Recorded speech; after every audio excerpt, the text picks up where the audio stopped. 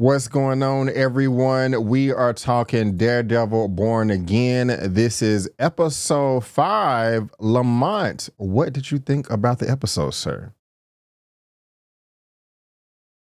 I thought it was contained in one location, basically. Yeah. It was okay. It wasn't nothing major. I hope that everything that happened in the vault and in the bank leads up to something more than just allowing us to know that Kamala Khan is in California, probably helping build the Young Avengers, and that her dad invited Matt over for dinner. And hopefully we'll see that this season. He's at dinner with them, and maybe Kamala will pop up. But other than that, B. Avery, I don't know what else I was supposed to get from that. They introduced Angie Kim, the detective, and I'm thinking somehow, some way, she's going to play a pivotal role later on. But other than that, B, it wasn't much to say about this episode. Good fight scene in the alley. Yeah, that's true, man. That's true. Not really much happened in this episode. And I gotta say, I mean, it's kind of obvious why they release episodes 5 and 6 at the same time, because episode 5 does not push the story forward at all. You know, I was really into it when it first started off, because we haven't really seen Daredevil in the costume since the beginning of episode 1. And at the end of episode 4, he was twirling his little baton nunchuck device around. I was like, okay, Daredevil is back, you know. So with this taking place during the day and it's a bank robbery, I'm like, hell yeah, we finna see Daredevil kick ass in the daytime in front of everybody. It's going to be badass. It's not just going to be dark. And they set us up to get that. You know, it was a bank robbery, you know, and he was there. And so we didn't get that. I mean, it was a fine episode. And the first time I saw it, I was like, what was the point of that? That was a waste of time. Maybe this is going to circle back around by the end of the season. Because like you said, they did introduce us to Agent Kim. And and she did actually pop up in episode 6, which we're going to be talking about in a second. But there was a jewel that looked like a freaking Infinity Stone. It looked like the Soul Stone. Now, I know that it wasn't the Soul Stone. I know that, you know, because they wouldn't be able to hold it in their hand and it wouldn't be in a vault, et cetera, et cetera. But it did remind me of the Soul Stone or some other type of MacGuffin. But Lamont, before we go even further, my guy, Mr. Kamala Khan, or the father, Mr. Yusuf, played by Mohan Kapoor, he is Miss Marvel's daddy that was in the Miss Marvel Disney Plus show. Did you see the show, Lamont? Did you see the show? I saw it, but it's been so long, I forgot what was going on. I know that they kind of gave her powers. I remember her being real close to her family. But in totality, I don't remember the show that well because I didn't give it my all. That's okay. It was a good show. If you have a chance, check it out. Real talk, I'm not just saying that. It's one of the better Disney Plus shows, in my opinion. It didn't get that much traction because, you know, Marvel right now, I mean, Marvel has his downfalls. They definitely not perfect, you know. But you have a large group of people out there that are just like, woke, it's woke. Anybody that's not white is woke. So with this being a woman, right, and her being brown, wokey woke, you know, not giving it a fair chance. And I mean, it was actually really good. I mean, I know the Marvels movie wasn't even the best, but at least she was good in that. So, you know, we got that Easter egg right there, you know, at the very beginning of the show. And I like that. I thought it was kind of funny. It's like, oh, we have a real life, no, not a real life, but Kamala Khan, Miss Marvel action figure. Here's the Funko Pop right here. Matt's like, I can't see that. I can't see. I'm blind. You know, what the hell are you doing? That was rude. No, it wasn't rude. He was innocent, but I do like the Easter egg thing there. I do. That was quite fun. But Lamont, did you pick up who was actually robbing the bank and who they work for? Don't they work for Luca? Yes, that is correct, sir. They work for Luca because of the hijacking that they tried to pull off a few episodes ago. That's when Vanessa was like, listen here, buddies. You can't be doing this. We have to have some order in these streets. I know we're criminals over here, but we still got to have order. You need to pay, look, you need to pay the other people $1.8 million. And so this is where they was that's what they was doing right here, robbing the bank for the $1.8 million. And Lamont, I'm surprised. Maybe you can help me out with this. Why I did not know a bank of that size would not have any cash. It just had nothing but safe deposit boxes. Do you have any insight there on what the dealio is there? Was there a second vault on the fifth floor on the ground? Like, I don't know. That kind of surprised me. What are your thoughts? I can only tell you what's happened to me as a business owner. Most of the banks I dealt with aren't on the scale of the New York Mutual Bank, because that's a pretty big bank. Most banks I deal with only have one floor, and they have cash in their vaults along with safe deposit boxes. They have those in there too. Mm-hmm. But I'm just curious to know, if you're going to rob a bank, why are you only going to go in there for one jewel? What's special about that jewel? It's got to be something special about that jewel, because you might as well rob all the safe deposit boxes. Like your boy said, he had that rare baseball card. It's probably worth about $10,000. They get that, People keep secret stuff, wills, trusts, Mm-hmm. mementos that are of great value and tend to appreciate. People keep all those things in a bank vault. So I don't understand what was special about that jewel. And B. Avery, did you catch the Easter egg about where Kamala Khan was at when Daddy was talking to Matt? They did drop a location, man, but it's slipping me right now. Where's she at right now? California, which Okay. I think is an Easter egg for them talking about the West Coast Avengers and how she's probably going to be on that team. Are you excited about that? West Coast Avengers?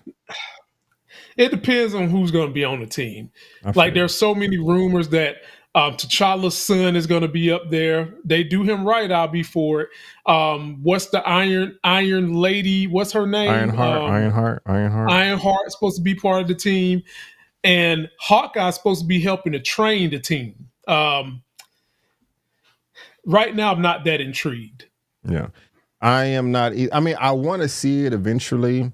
Marvel has not always been the best with their animated movies and stuff. DC has always had the crown by far, by light years, really. But there's been a handful of Marvel animations that were kind of cool. I have one or two of the Young Avengers, and it was not that. Actually, it's the Young Avengers animated movie where they fight Ultron. He comes back, Okay. and like Hulk is like 92 years old with gray hair. That was it. If you see the trailer and if you look at the image on like the poster or something, it looks very childish, and it is, but it's still good. It's still entertaining. Like I remember I watched it in college, and I was just like, okay, I'm gonna just try it. And I was like, by the end of it, I was like, it wasn't that bad. So that was my introduction to it. And so as far as the MCU and Kamala Khan and Kate Bishop and all them, do I eventually want to see a Young Avengers team? Yes, I really do, but not right now. There are so many other stories and sagas that I want to see well before a Young Avengers. I wouldn't mind if we didn't see Young Avengers until 2040. You know what I'm saying? Just to be honest with you. Right. But the way they seem like they're going to be doing it tomorrow. But, anyway, you guys let us know your thoughts down in the comment section below. But you also brought up that jewel, man. I don't know what that jewel is for. Like, what? I don't know. Because they had the key. The manager had one key, and then they had the other one. So you guys let us know what y'all think about that. Something else that I'm really liking about this show, Lamont, is how they're utilizing Matt's powers. He was outside the bank, down the street, around the corner, up the block, and still on the phone, and still heard what was going on. You know what I'm saying? How you feeling about that, or is it too much for you? That's pushing it, man. His hearing is better than Superman. Damn, dude.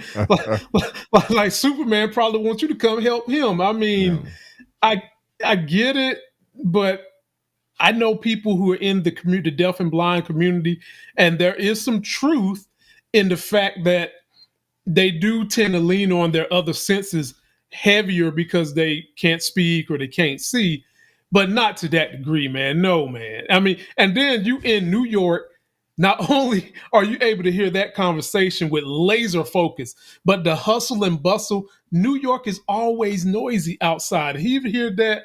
I mean, but it's comics, it's Marvel.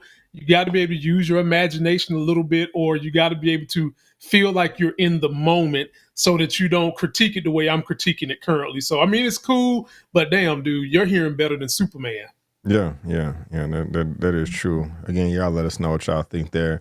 But Matt he's the honorable guy, man. They wanted some vehicles to get out of there, trying to negotiate some hostages. They're about to free some hostages. Like, no, let the husband go in my place. I want the couples to be together. That's all cool right there. Obvious, but something that may not be obvious. I have a little nitpick. Same thing. I have a nitpick in episode 6. Same thing. Do you have any before I say mine? I doubt that we'll get. I doubt that we'll guess the same thing. But go ahead. I guess my two nitpicks is one is a big one. Like, Okay. what purpose would this story serve unless that Jewel can do something, or the girl that they release as a hostage? Really, we come to find out that she's working with whoever Luca's people are.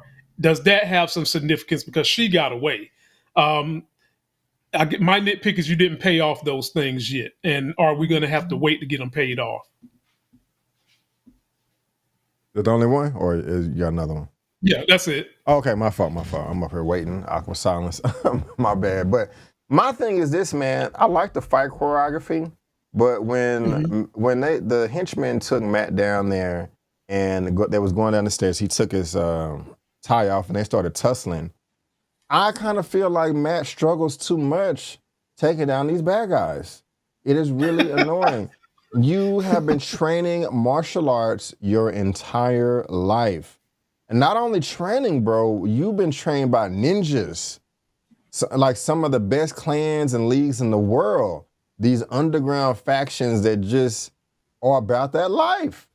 And you can't take out a local thug that don't know his right from his left? I mean, he won the fight, but Lamont, to me, it should just be like clink, clink, clink, clink, clink. And that's it. You know what I'm saying? You should have hit a pressure point, blah, blah, and it's over. Now, again, it's inconsistent, my brother, because when the cops stormed the building, stormed the castle with all the smoke bombs and stuff, he fought the same henchman in yellow or maybe another one, and he did hit him with the two-piece. As he was walking by casually, it was a bunch of chaos going on. He said he just walked by one of them, clunk, clunk, knocked him out. Why can't you do that with the other guy? And mind you, the fight at the end with the alley, even though he did the drop spin knee drop on his leg and broke it, he struggled too much in that fight. I'm like, what the hell, man? I don't know, man. Am I tripping or am I right? Am I right or am I tripping? What are your thoughts as far as that's concerned? Well, I think you have valid points because they're making it seem like his sense of hearing is better than his sense of fighting, if you go by this particular episode. And I agree with you.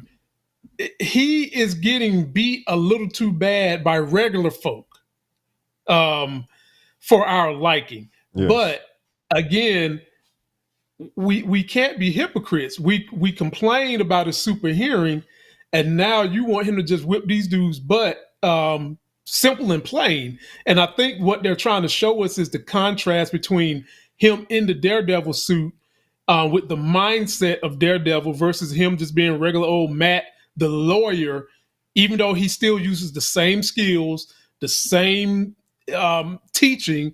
It's just something that enhances it in his mind when he's got the suit on.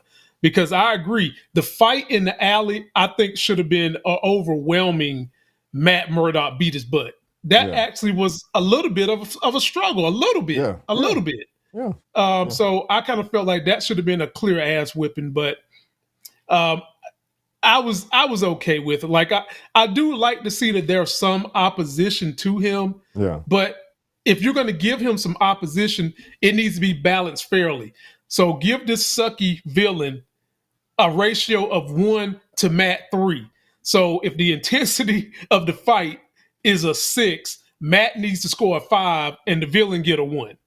That particular villain get a 1. Love the breakdown there, sir. That's what's up. Good job. Good job. God bless you. Excuse me. Thank you. I had to sneeze. I got that. Like, glad I had the mute button right there. Y'all let us know y'all thoughts on that though. If you agree or disagree. I will say I do like the how he escaped out of there. He had the police uniform on underneath, so that was clever right there. Also, Lamont, we can't remember the other lady that was playing possum the whole time. She was with the robbers because the henchman gave her the jewel, like, hey, make sure to look against this. She goes around the corner, realizes it's a candy.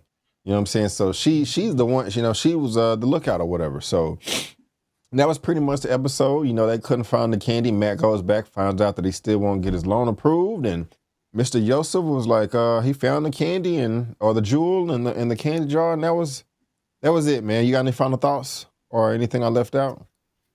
No. Let's just see who show up to that dinner, because you know they got to pay off that. Is Kamala going to show up? I'm muted. Sorry. Is Kamala going to show up? We will find out. We will find out. We will find out. But guys, that is going to wrap it up for our Daredevil Born Again episode 5 recap and review. I don't have a title for you, so I can't read it, but maybe we will next time. Subscribe to Lamont's channel. Subscribe to my channel, okay? And we will be here same time, same place for episode 6. So subscribe to the motherfucking channels, like I said. But we'll see you in just a second. Thank you for tuning in. And before you go, don't forget, I'm B. Avery. That's Lamont. It's just our opinion. Peace. And we'll see you next time. Subscribe, subscribe, subscribe, subscribe, subscribe. Oh, yeah. Subscribe, baby. Yeah, yeah. Oh, yeah, baby. Subscribe.